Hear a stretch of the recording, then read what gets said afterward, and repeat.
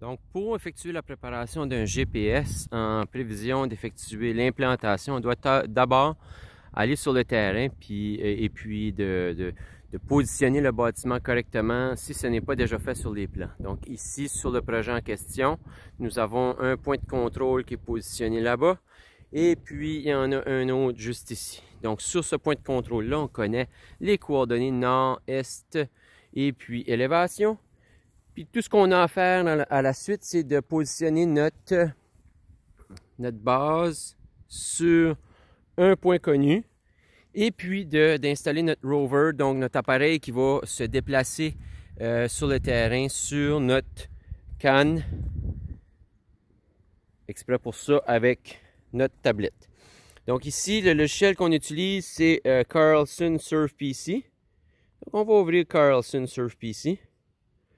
Là, vous conviendrez avec moi que de tenir le téléphone en même temps que la tablette, c'est difficile. Donc, yes, pour ouvrir le logiciel.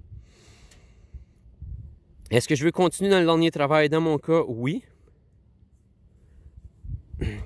Et puis, je vais faire Continue without connecting, donc sans connexion. Donc, prochaine étape, ce qu'on doit faire, c'est qu'on doit importer des points. Donc, les points sont déjà dans la tablette. On peut aller dans Import, Export, Import pour importer les points. Donc, Import ASCII File. On va brancher une clé USB et puis on va choisir le format de point qu'on veut insérer. Ici, c'est le point nord, est, élévation avec une description. Puis on va choisir Select Data, Select File pour choisir notre fichier en question. Ici, c'est déjà fait. Également, ce qu'on peut faire, c'est d'insérer un dessin DXF. Je vais juste faire une visée un peu plus proche. Vous voyez que ici j'ai des lignes pour montrer mon bâtiment.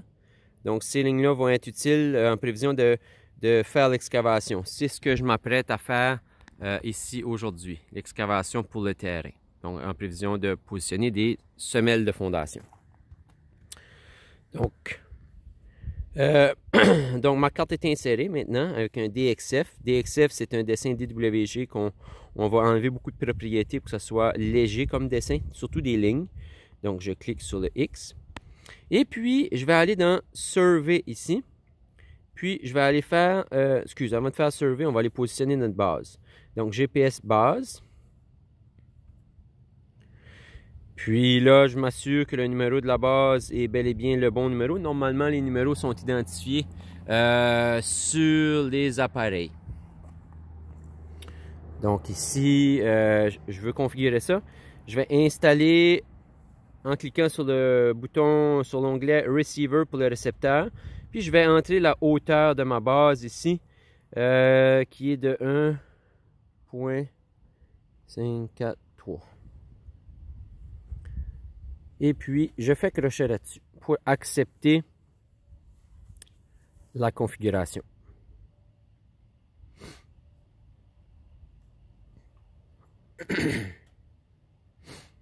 Donc, moi, j'utilise le système pour la configuration de la base pour dire l'emplacement de mon point en utilisant l'onglet From Known Position à partir d'une position connue. Et puis, je fais un système de coordonnées qu'on appelle système de coordonnées local ici. Et je vais aller dans ma liste de points, chercher le point sur lequel je suis installé. Puis moi, c'est le point 2 présentement. Donc, après avoir sélectionné le point 2, la coordonnée va apparaître parce qu'elle est déjà entrée dans ma tablette. Je fais crochet là-dessus. J'enregistre mon travail. Puis j'enregistre tout simplement l'information ici. Donc, oui. Yes. Ça dit que notre base a été configurée avec succès. Donc, je fais OK, yes là-dessus pour l'enregistrer. Et puis, tout simplement faire crochet à nouveau pour l'enregistrer. Donc, ma base est configurée. Autour de mon rover maintenant. Donc, l'appareil qui va se déplacer avec moi sur le terrain.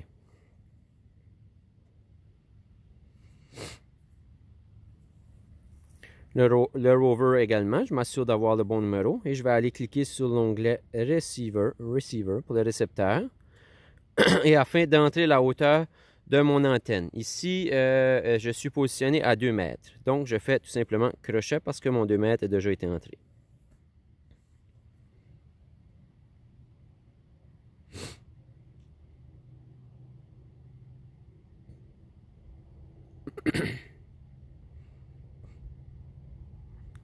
Donc, à partir de ce moment-là, je me prépare à faire l'implantation. Donc, je vais aller cliquer sur Survey, puis Stake Point pour implantation. Et je vais choisir un point sur lequel je veux viser. Ici, je vais y aller avec un autre point de contrôle sur mon projet, qui est le point 1. Valider le positionnement de ma base et la précision de mon travail. Donc, je fais crochet là-dessus.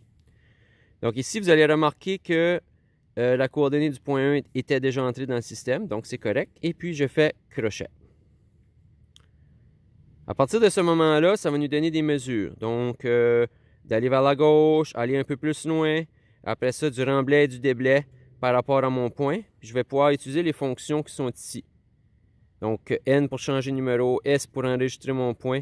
Et puis, je peux voir la précision de mon GPS. Donc, si je clique sur les satellites ici, je peux voir mon VDOP, donc la précision verticale, et puis l'autre de positionnement, par exemple.